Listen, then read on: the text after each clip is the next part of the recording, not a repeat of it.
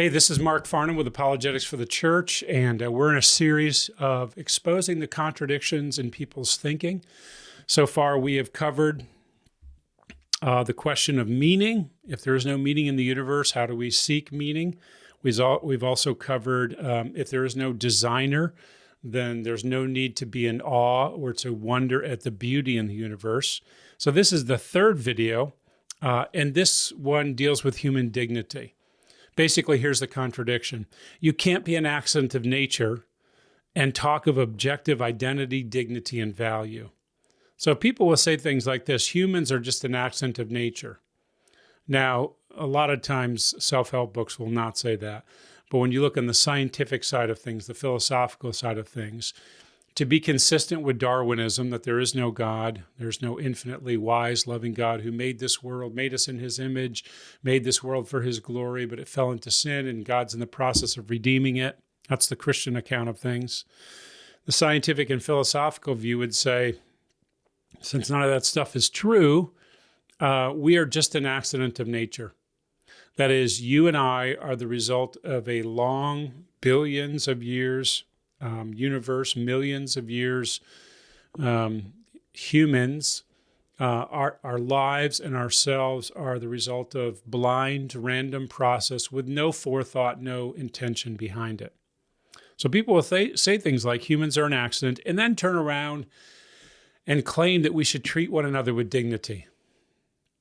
That is, even though we're accidents of nature, somehow there is this compelling idea that we should treat one another kindly and with dignity. We should not harm other people.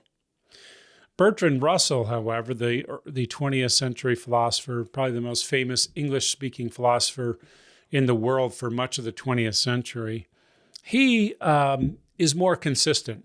He says this, quote, that man is the product of causes which had no prevision of the end they were achieving, that his origin, his growth, his hopes and fears, his loves and his beliefs are but the outcome of accidental collocations of atoms, smashing together of atoms, accidental, that no fire, no heroism, no intensity of thought and feeling can preserve an individual life beyond the grave, that all the labors of the ages, all the devotion, all the inspiration, all the noonday brightness of human genius, he says, are destined to extinction in the vast death of the solar system, and that the whole temple of man's achievements must inevitably be buried beneath the debris of a universe in ruins. All these things, if not quite beyond dispute, are yet so nearly certain that no philosophy which rejects them can hope to stand. Only, I love this final part, only within the scaffolding of these truths, only on the firm foundation of unyielding despair can the soul's habitation henceforth be safely built. Isn't that fascinating? Only when you fully accept despair, unyielding despair, can the soul's habitation henceforth be safely built. What Russell is basically saying is, you have to accept the pointlessness of the universe, the meaninglessness of the universe, the idea that there is no mind behind the universe, there's no human dignity. Only then can you accept the fact that this is what life really is. And then you begin to build your life on unyielding despair. In other words, every human emotion and experience, according to Bertrand Russell, is nothing but an accident of nature. There is no metaphysical world. Metaphysical means outside the physical world. So no spiritual realities. That is a world, there's no world beyond just natural processes. Everything can be explained biologically. Everything immaterial that we think is real is not, according to Bertrand Russell. There's no soul. You are just a body, and your thoughts are nothing more than random firing of brain synapses. In other words, according to Bertrand Russell, every human emotion and experience is nothing but an accident of nature. There is no metaphysical world. That is, there's no world beyond the physical reality, chemical, biological processes. That's all you are. That's all I'm doing right now. I'm just talking because there are chemical and biological processes going on. That's all things are. Everything immaterial, according to Bertrand Russell, that seems real is not. There's no soul. You're just a body, and your thoughts are nothing more than firing of brain synapses, more specifically, random brain synapses. No meaning, no purpose, no design. There's no reality then behind words like virtue. What we call good is just simply what we like, and what we call evil and unjust is simply what we don't like. That's all there is. Virtues and vices are simply labels we apply to the actions we approve or disapprove, and there's nothing universal to them. That is, there's no obligation for other people to see them the same way. What I consider cruelty to another person might be evolutionary survival. All that exists are material realities, the physical world. This worldview is called reductionism. Everything is reduced to physical process. It reduces all realities to the physical world and natural processes and denies that there's anything but biology, chemistry, and physics. The idea that we're an accident of nature is consistent with the atheistic evolutionary worldview. And yet, a lot of people don't go that far, but they should. In this world, natural selection functions without intention, thought, or design, so the only thing it can produce are accidents. The accidents that benefit life and survival are preserved, and those that don't die out. The key here is that nothing and nobody is designed any particular way, as design would indicate an intelligence. As a result, no one has inherent dignity or value. Do you see where this is going? If there is none of this stuff, no God behind this stuff, you cannot say that this thing has value and everyone should respect it, everyone should know it. Everything is simply what it is, the product of a mindless process. Friedrich Nietzsche, more than anyone else in the 19th century, expressed the implications of the denial of the image of God. Quote, "Man is more ill, uncertain, changeable, and unstable than any other animal. Without a doubt, he is the sick animal," unquote. And again, Nietzsche says, quote, "What constitutes our aversion, our disgust to man today? For we suffer from man, no doubt about that. Not fear, rather the fact that we have nothing to fear from man, that man is first and foremost a teeming mass of worms," unquote. Nietzsche's right. If we're not created by a God made in his image, we're just a teeming mass of worms. As a result of this low view of humans, Nietzsche taught that we have no real obligation to others. He concludes that the most childish thing ever thought about man is the celebrated saying, "Love your neighbor as yourself." Yes, he actually said that in his book, Human, All Too Human. See, the problem enters when those who reject the image of God in humans in favor of mindless evolution still want to believe that people have dignity and value. And my guess is there's a lot of people like this that you will meet that will say, "I don't believe in God, don't believe we're made in his image, don't believe there's any kind of creator, designer, but we should treat people with dignity." Many people believe it for themselves, and at least for some others, we should treat people with dignity, and they are outraged when they are mistreated or demeaned. They speak out for others whom they believe are not afforded dignity. The challenge here is that their intuition, their gut feeling that people should be treated with dignity is correct. I often say, even unbelievers who intellectually reject all kinds of true things, their intuition about how things should work in this world is often right, because that's the part of the image of God and man that they cannot erase. It's ineradicable. So they cannot escape the sense that people matter and should not have their lives threatened or their dignity ignored. However, if they cling to the idea that fundamentally people are a product of mindless forces in an unintelligent world, they're contradicting themselves. And this is, again, one of the reasons for this series. We're trying to show that many people hold these contradictory views, and we want to point out the contradiction so that they can reconsider their views. Without the image of God providing inherent dignity, there's no compelling reason to value others. This is critical. Let me say that again. Without the image of God providing inherent dignity, there's no compelling reason to value others. Now, some atheists and some agnostics will say, "I don't need God to be moral. I don't need God to be good." My question to them is, what do you mean by good? And what they'll do then is they'll borrow Christian morality. Well, you should love your neighbor as yourself. You shouldn't lie. You shouldn't steal. They're borrowing Christian morality to tell us that we don't need God to be good. But that morality would not be there if there is no God. And they try to justify themselves and say, I don't break the commandments. You see what's going on? At the same time, they're denying God. They are trying to cling to the implications of God, which is the moral law. Either they should discard this instinctual valuation of people, that people matter, we should treat them with dignity, discard that, or they should discard their belief in a mindless universe and the random process of natural selection. If people are what evolution teaches, then it's perfectly acceptable to feel about others the way Nietzsche felt about those in his day. Here's another great quote from Nietzsche. Quote, he says, "I won't hold back a sigh at this point.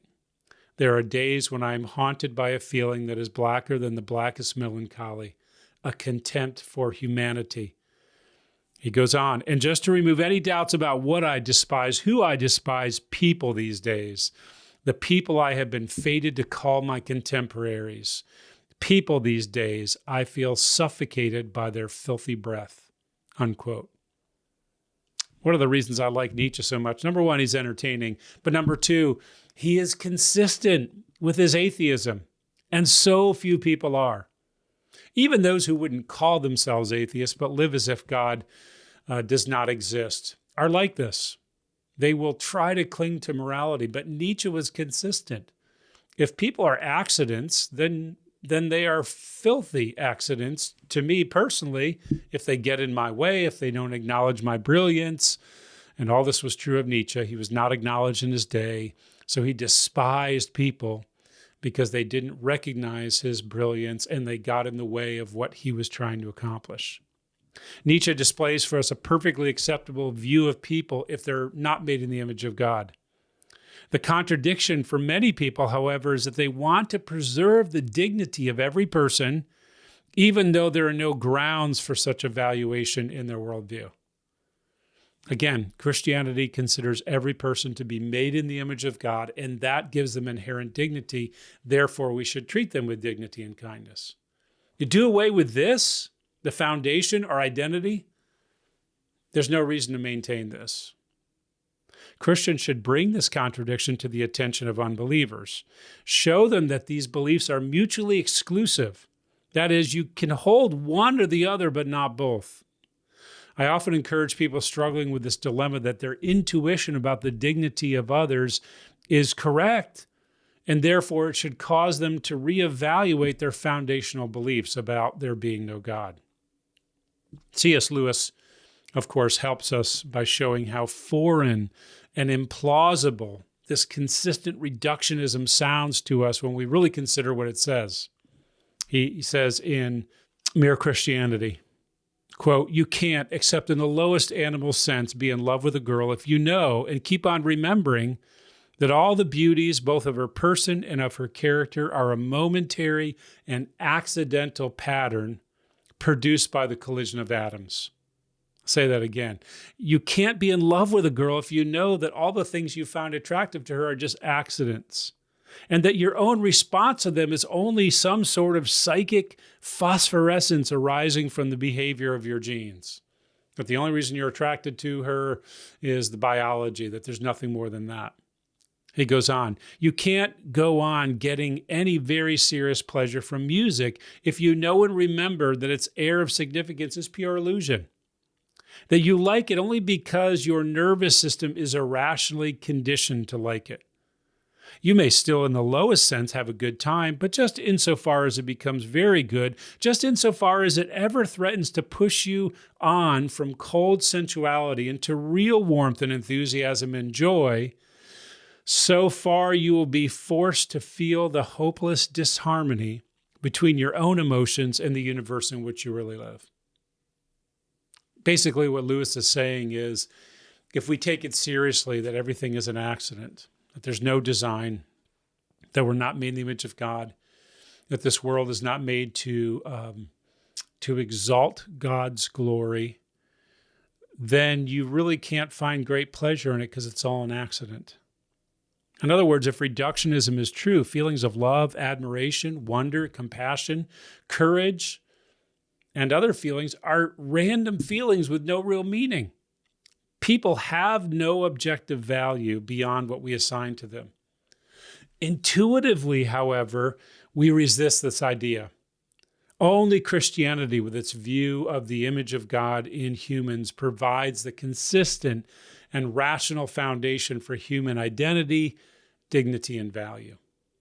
So what do you do if you encounter someone who rejects this idea of design and of intention, of creation in God's image, and yet still wants to hang on to this idea of dignity? What can you do? Here's some questions you can ask.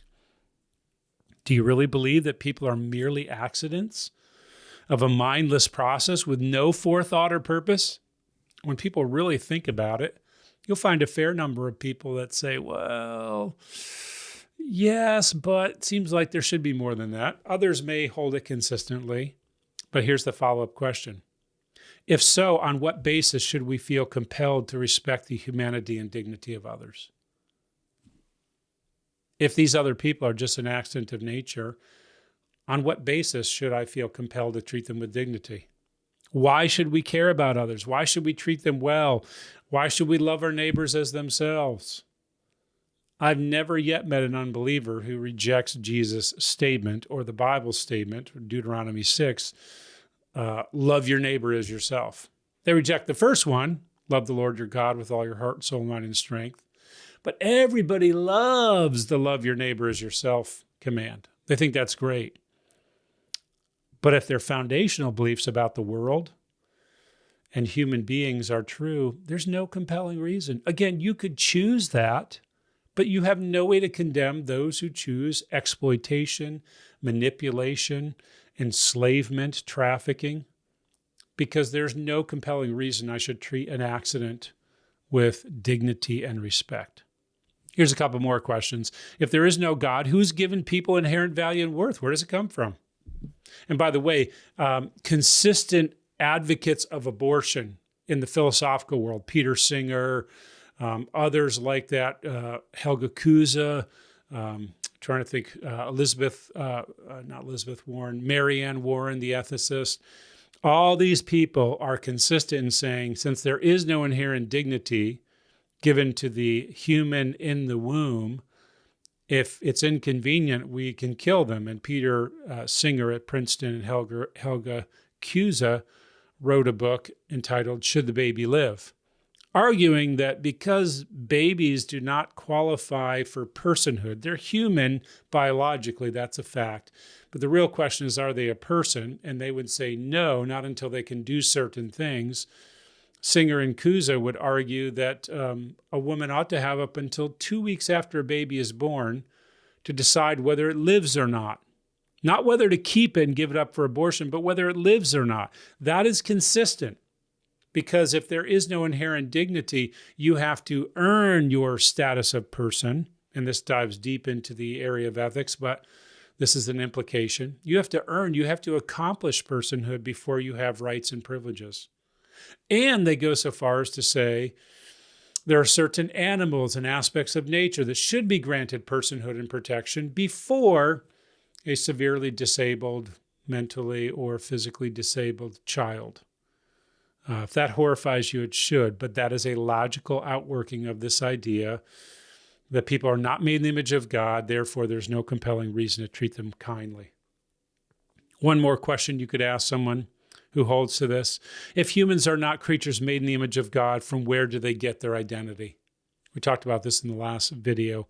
Isn't the ability to imagine yourself as anything you want likely to diminish the dignity of those who choose poorly? What if someone says, I like being a junkie. I like being a drug addict or an alcoholic. Should we just let them do that? We've all seen videos of Kensington, the neighborhood in Philadelphia, where people go essentially to die as drug addicts, and they take these powerful drugs and it kills them all the time. If we really believe people should have the right to be who they want to be and they don't have inherent dignity, let people do that. And yet, if you've ever had a loved one who has begun to take the path of addiction, you know that it is degrading. It diminishes their humanity. And a loving response is to seek to go and rescue those people from that addiction. So the point here is that only Christianity gives us a consistent understanding of human dignity and why we have it. It's because we are not accidents of nature. We're made in God's image, made to glorify God. And therefore, God gives our dignity. God gives us our personhood. We recognize it. Personhood is founded and grounded entirely in whether you are human or not. So I encourage you to become familiar with this idea, because you'll meet a lot of people. If you get them to talk long enough and express their ideas, they'll hold to this contradiction. No image of God, accident of nature, but we should treat one another with dignity and value. And this is a great way to expose the weakness and inherent contradiction of unbelief.